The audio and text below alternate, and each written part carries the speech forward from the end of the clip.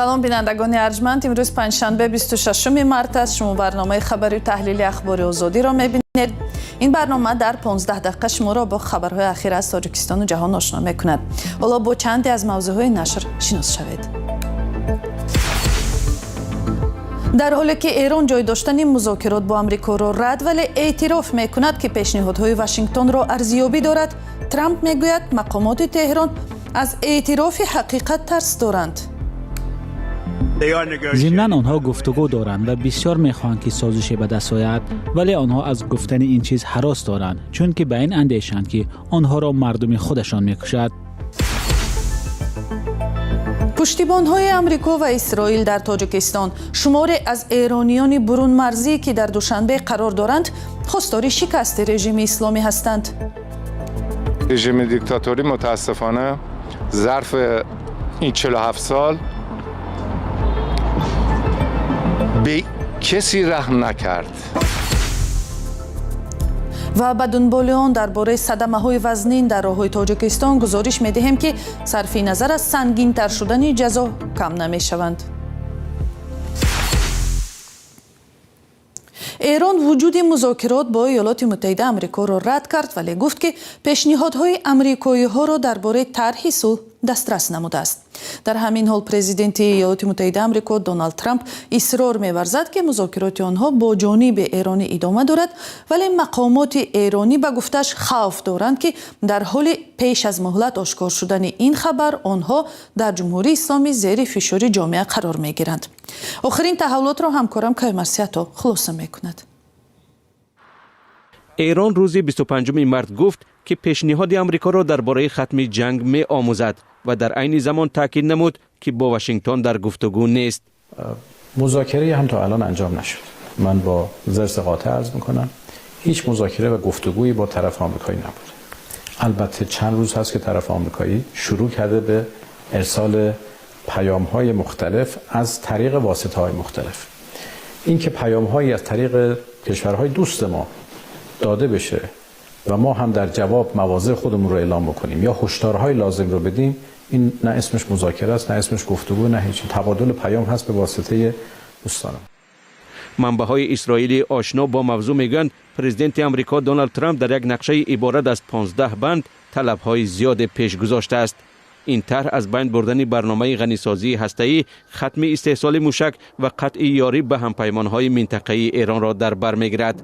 ولی منبع‌ها در منطقه گفتند ایران شرط‌های خود را روشن بیان کرده گفته است که لبنان باید بخشی از همه گونه آتش بس با اشتراک آمریکا و اسرائیل باشد. سیاست ما ادامه مقاومت هست، ادامه دفاع از کشور هست. بنای مذاکره نداریم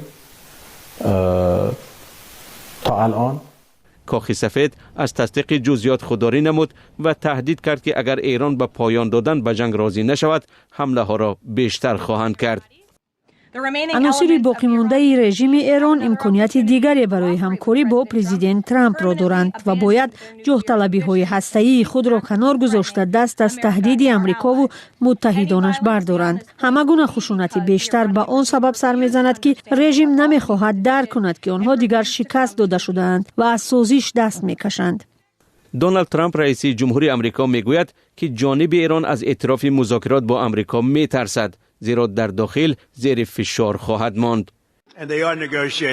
ضمناً آنها گفتگو دارند و بسیار میخواهند که سازش به دست آید، ولی آنها از گفتن این چیز هراس دارند، چون که به این اندیشند که آنها را مردم خودشان میکشد.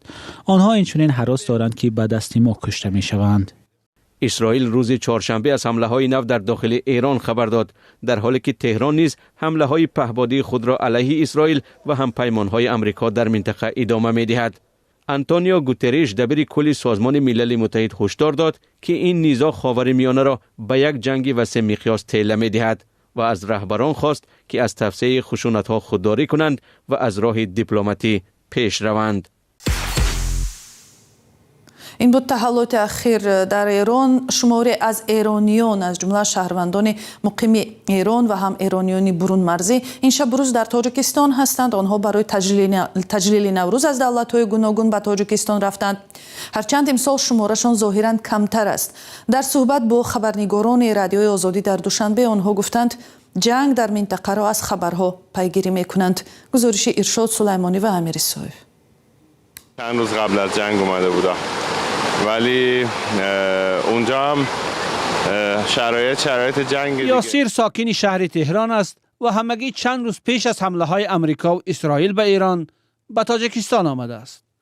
وضع در کشورش باعث شد که در دوشنبه بماند و جشن امسال نوروز را نه در کنار خانواده بلکه با مردم تاجیکستان تجلیل کند. این مسافر ایرانی میگوید با پیوندانش در جمهوری اسلامی با سختی تماس دارد و خواهان هر چیز زودتر پایان یافتن درگیری است. بمبارون شدتش زیاده، منتها تو حالا قسمت‌هایی که خانواده من هستن شکر خدا مشکلی پیش نیامده هنوز. سال گذشته در پی بیکار شدن نظام روادید میان تاجیکستان و ایران، سیاحان زیاد ایرانی به تجلیل نوروز به دوشنبه آمده شرکت‌های هواپیمایی، پروازهای ویژه یا چارتری راه اندازی کردند. از آغاز حمله‌های امریکا و اسرائیل، پروازها میان دوشنبه و تهران و مشهد لغو شدند. تنها گروه خرد ایرانیان و مثل یاسیر که پیشتر به تاجیکستان آمده بودند در اینجا ماندند. برعکس این، امسال ایرانی‌های مقیم اروپا و کشورهای دیگر به تاجیکستان بسیار آمدند تا نوروز را تجلیل و با تاریخ و گوشه‌های جهانگردی آن از نزدیک آشنا شوند. علی صادقی یکی از آنهاست. او میگوید هرچند در برنامه‌های نوروزی در گوشه‌های تاجیکستان شرکت کرد و از خوراک و هنری مردم لذت برد، ولی گوشه‌ای از خیالش با آن چیزی است که امروز در ایران می‌گذرد. ما خودمون خواستار کمک شدیم و این کمک از طرف آمریکا و اسرائیل داره انجام میشه و اونها هم قصدشون این نیست که با مردم ایران بجنگن. حمایت از مردم ایرانه، چون این رژیم دیکتاتوری متاسفانه ظرف این 47 سال به کسی رحم نکرد. وضع اکنومی، وضع اقتصادی، وضع سیاسی، همه چیز از بین رفته و مردم در هر تظاهراتی که شرکت کردند سرکوب شدند. ایرانیانی که از کشورهای خارج برای تجلیل نوروز به دوشنبه آمدند به مکان جشن و برنامه‌های نوروزی از جمله به باغ‌های کوروش کبیر، رودکی، فردوسی، نوروزگاه و میدان مجسمه اسماعیلی سامانی به تماشا می‌روند. علی رضا از شویتزاریا و دختر و پسرش از دهلی هند برای گذراندن نوروز امسال به تاجیکستان آمدند. برنامه‌های نوروز رو روی اینترنت قشنگ بنویسند، ساعت و اگر احتیاج به دعوتنامه باشه که دعوتنامه هم بگیرم. چون من در نوروزگاه بودم، به من گفتن اجازه ورود نیست، باید حتما دعوتنامه باشه و صاحبخانه من گفتش که ساعت 9 صبح، در صورتی اونجا شب از ساعت 7 شب. خب این یه خورده اینفورمیشن ها خوب باشد. بقیهش همه چیز عالیه، مردم بسیار مهربان. علی رضا در پیوند به حادثه های ایران گفت جنگ چیزی خوبی نیست، ولی در حال حاضر به گفته او درگیری به خاطر حکومت است که قبول نمی کند مشکل را با مردم خود و مردم خارج با گفتگو حل بکند. نوروز یکی از جشن‌های اساسی در تاجیکستان است و به مناسبت آن تا آخر این هفته در تاجیکستان استراحت رسمی اعلان شده است.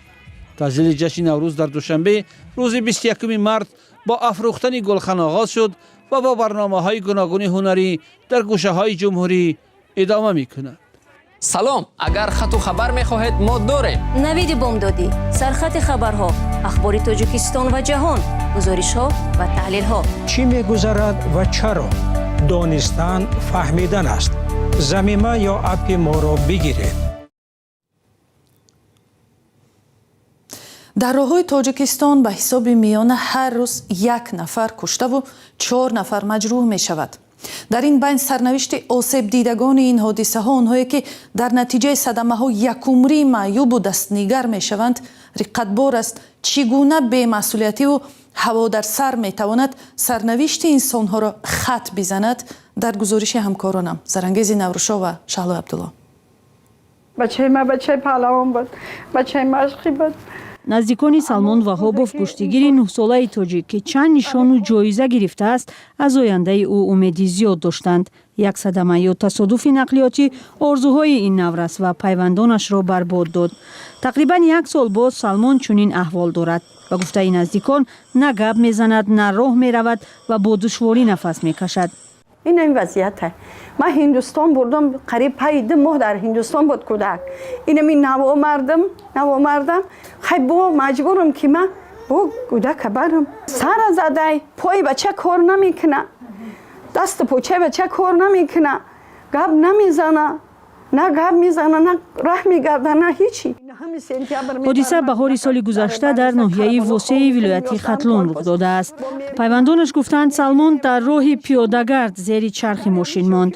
бино ба хулосаи тафтишот ронандаи 23 сола Сазовор Маҳмудов аз уҳдаи идораи мошина баромада наврасро пахш кард ва ба ҷои кӯмак ба ӯ аз ҷои ҳодиса фирор намуд. суръати тез меояд мезана гудака дар 22 метр гудак мепара. номрои мошини ҳамон шофёр мепара мияд дар бари ҳамон гудак мезана шофёра номрош. айрӯи номрои мошин мисол айрӯи адреса ному фамилияи ҳамин шофёр хай бачара меёванд. дар пайи садама ба хулосаи пизишкон косахона ва мағзи сари Салмон осеби ҷиддӣ дидааст. бо ҳукми додгоҳи ноҳияи восеъ ронанда 5 сол аз озодӣ маҳрум шуда бояд дар колонияҳои ислоҳии сукунат адои ҷазо кунад ва ҳамчунин вай 4 сол аз ҳуқуқи ронандагӣ ҳам маҳрум гаштааст. талоши мо барои суҳбат бо худи ронанда ва наздиконаш натиҷа надод. наздикони навраси акнун маъюб ки иддао доранд ронанда дар озодӣ аст ҳукмро сабук медонанд ва барои бозбинии он ба чандин ниҳод шикоят бурдаанд. онҳо мегӯянд аз ронанда барои муолиҷаи кӯдак кӯмаки кофӣ нагирифтанд ва касе ҳам дар ин 1 сол ба доди онҳо нарасидааст. прокуратураи вилояти хатлонда муроҷиат кардагиам, прокуратураи генералии ҷумҳурии Тоҷикистонда муроҷиат кардагиам.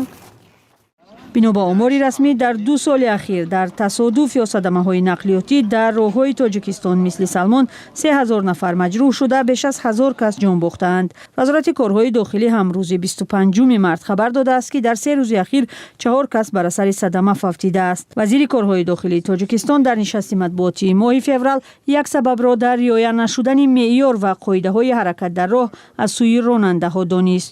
таҳлилот нишон медиҳад ки сабабҳои рух додани садамаҳои нақлиёт ин риоя накардани меъёрҳои мавҷуда аз тарафи аз ҷониби ронандагони воситаҳои нақлиёт ва қисман аз ҷониби дигар иштирокчиёни ҳаракати роҳ махсусан пиёдагардон мебошад. парлумони Тоҷикистон моҳи феврали имсол ҷаримаро барои риоя накардани қоидаҳои ҳаракат дар роҳ зиёд кард. аммо то куҷо ин иқдом метавонад пеши роҳи маргумир ва маҷрӯҳшавии одамон дар роҳҳоро бигирад маълум нест. хонаводаҳое мисли ин қаҳрамони гузориши мо мегӯянд аксаран онҳо дар чунин ҳолатҳо бо мушкили худ танҳо ва рӯ ба раҳми худо мемонанд. додистони кулли амрико аз боздошти як афсари пешини оҷонсии муҳоҷират дар шаҳри вудлини аёлати Пенсилвания хабар дод. амара дукули 44-сола дар тамаъҷӯӣ бо мақсади порагирӣ аз муҳоҷирон муттаҳам мешавад ва ӯ як чунин ҳолати қонуншиканиро эътироф кардааст. додситон дар айбномааш гуфт дукули аз соли 2015 то замони ҳабсаш дар июни соли 2025 бо истифода аз мақомаш дар оҷонсии муҳоҷирати амрико аз шахсони алоҳида пора гирифта ба онҳо дар ҳал кардани мушкилоти муҳоҷираташон ваъдаҳо додааст. ба иттилои манбаъ дукули 4 апрели соли 2025 аз як марди $6000 пора талаб карда ба ӯ ваъда додааст ки исми ӯро аз рӯйхати шахсони гумонбар дар терроризм пок мекунад. дукули ваъда додааст ки баъди ин парвандааш тоза мешавад. қарор аст ҳукми додгоҳ 14 июл содир шавад ва ба дукули то 15 сол ҳабс таҳдид мекунад. дар ҳамин ҳол сомонаи маҳаллии Пенлайф маълум кардааст ки марди ба дукули ришва пешниҳод карда як шаҳрванди Тоҷикистон мебошад. ин сомона менависад дукули хабар надошт ки марди ба ном террорист як хабаррасони пинҳонии муфаттишон буд ва тамоми ҷараёни додани пораро сабт мекард. бинандагони арҷманд барномаи ахбори озодӣ дар ҳамин ҷо ба поён расид. худо нигаҳбон.